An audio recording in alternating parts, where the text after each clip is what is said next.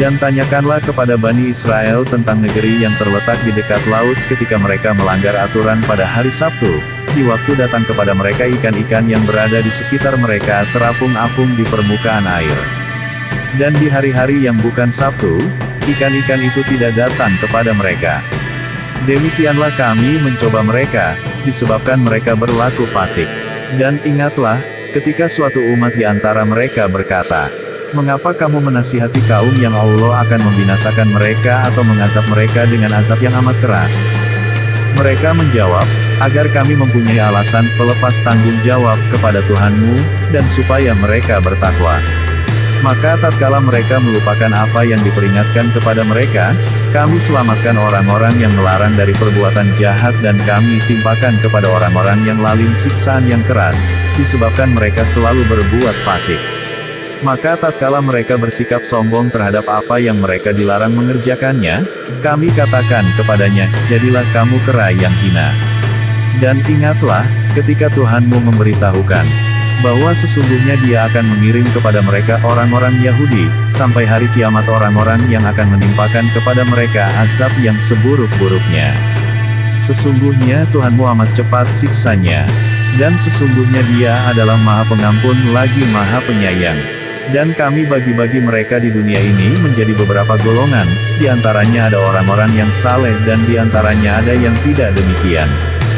Dan kami coba mereka dengan nikmat yang baik-baik dan bencana yang buruk-buruk, agar mereka kembali kepada kebenaran.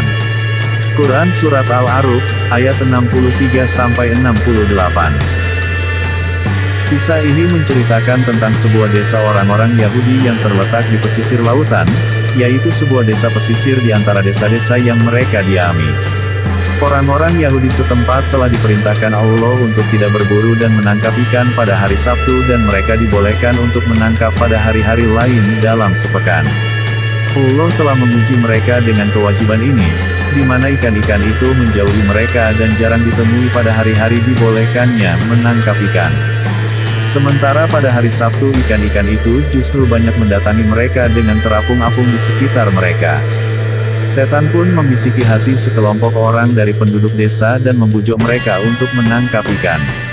Akan tetapi, bagaimana caranya mereka dapat mengelak dari perintah Allah tersebut?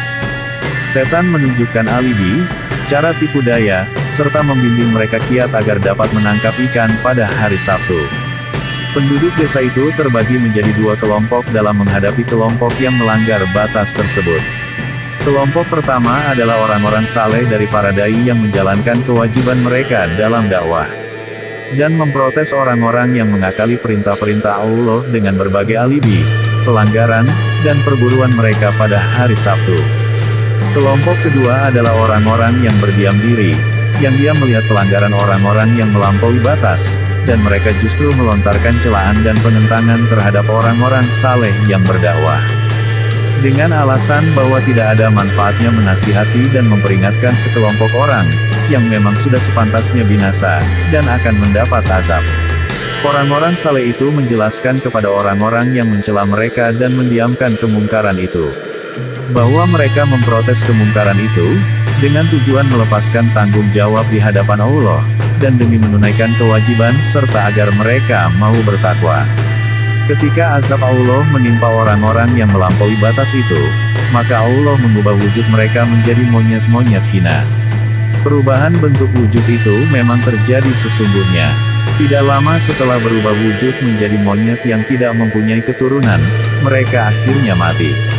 Allah menyelamatkan orang-orang saleh, para dai itu.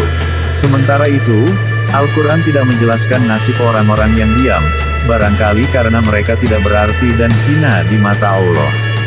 Karena mereka tidak disebutkan bersama orang-orang yang selamat maka tampaknya mereka termasuk orang-orang yang binasa dan terkutuk.